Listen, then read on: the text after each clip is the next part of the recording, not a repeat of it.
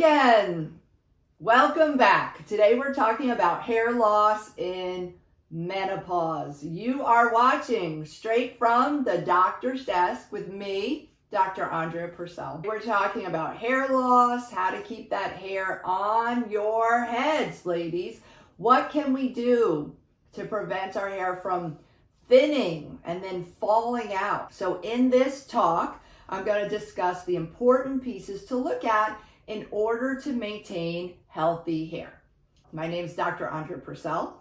I've been a naturopathic doctor for over 20 years, and I just want to say that there is so much frustration around hair loss. Honestly, hair loss is just not taken seriously by the conventional medical community because it's not life-threatening, and no one has ever died of hair loss, even though you feel like you want to die when your hair is falling out. So what do we do, ladies? Do we just wait and see if our hair will one day stop falling out? And then what? What if it doesn't? Do we just go bald? It's really a scary thought. As women, our hair helps us maintain our dignity and it boosts our confidence. It's vital to our overall well-being.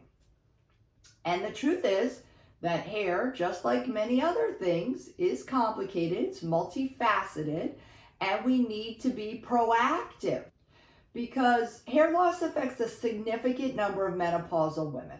It's about 50% will experience hair loss, and it's just really something that's very devastating to us.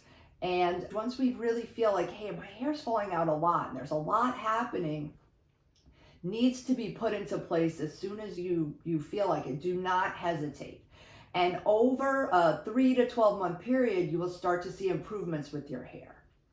So the thing about hair loss in menopause is it's tricky because it doesn't happen right at the beginning. It's like usually around age 55 or 60 that it starts to happen. And so we're not directly associating the hair loss with menopause. You're just like, oh, I'm done with menopause, or I went through menopause. How is my hair loss related to that?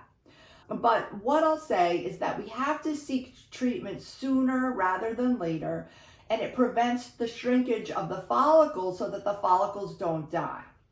Because if you wait too late, then it's just too late. And I think any woman in menopause can attest to the fact that it's just really a wild ride. It affects us physically, mentally, emotionally, and hair loss is just one of the menopausal symptoms. And this delay often makes the whole hair thinning process confusing, and people aren't really sure what's causing it. And even to make it more frustrating, it's just dismissed. Oh, your hair's falling. Mine's falling out too. But hair growth really occurs in 3 phases, including 2 resting phases and a growth phase. So with age, the growth phase decreases and the resting phase increases. So when we get age-related changes combined with the hormonal shifts, the hair loss tends to intensify. And some of the most common symptoms of menopause include stress, hormonal changes, and vitamin and mineral deficiencies. All of those come together to impact our hair. And as I was saying, the longer the condition continues, the more invasive the treatments will need to be.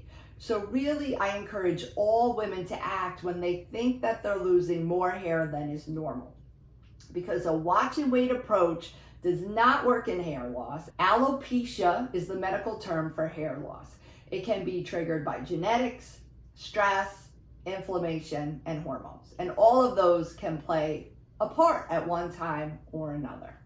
Let's talk about those first. So menopausal hair loss is often the result of a slow decline in hormone levels. And those hormones can be estrogen, progesterone, testosterone, thyroid, and the adrenal hormones all play a role in follicle health.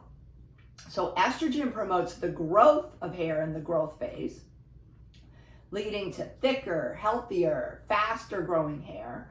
Progesterone blocks testosterone from shrinking the hair follicles down and keeps hair from falling out. So it keeps your hair on your head. Thyroid conditions will also contribute to hair loss, and then the splitting, breakage of hair, and the texture of the hair, like a brittle type of hair. As estrogen declines, there's a gradual increase in testosterone. And then what happens is that testosterone, also known as androgens, tend to bind to the hair follicles and force them to go into that resting phase sooner. And then androgens will shrink down the hair follicle, causing the new hairs to grow back thinner than they were before, and ultimately leading to follicle death, which is what we do not want. Does stress affect our hair? Absolutely. Stress can contribute to any health condition, and it's a common cause of hair loss. And surgery is a stress that falls into this category. It's a major stress to the body, and it's common for women to experience hair loss anywhere from 2 to 4 months after a stressful life event, a major illness, or a surgical procedure. And that's also what can be a little confusing, because we're not associating the hair loss with the direct event. Women under considerable stress, whether it be physical, mental, emotional, find that their hair starts to thin and fall out. Acute stress can literally make your hair jump off your head. Like, women will describe giant clumps of their hair coming out in the shower, littering the bathroom floor, plucking hair off their clothes as a result of the overproduction of stress hormone, adrenaline, also known as cortisol, that floods the system and causes enhanced shedding of the hair. Combined with that, we have vitamin and mineral deficiencies. We're just not really getting the nutrients through our fruits and vegetables like we should be, because the soils are depleted. We need to supplement, because things like magnesium, zinc, biotin, manganese, iron, selenium are important trace minerals for hair, including other vitamins like B vitamins, vitamin B12, vitamin folic acid, and even lysine are very important for hair.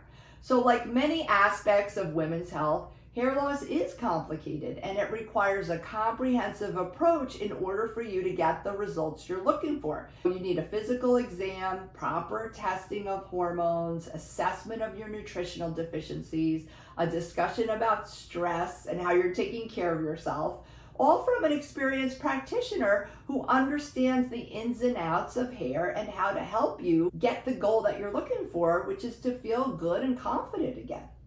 And when you follow a good hair approach, you're looking at seeing results somewhere between 3 to 12 months.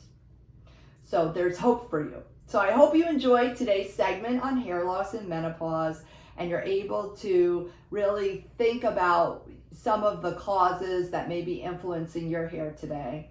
We're currently in a series, the menopausal series, so if you've missed some of the videos, just go back and watch them. Thanks so much for joining me today for another edition of Straight from the Doctor's Desk. And if you want to visit me on the web, you can find me at www.drandreapurcell.com.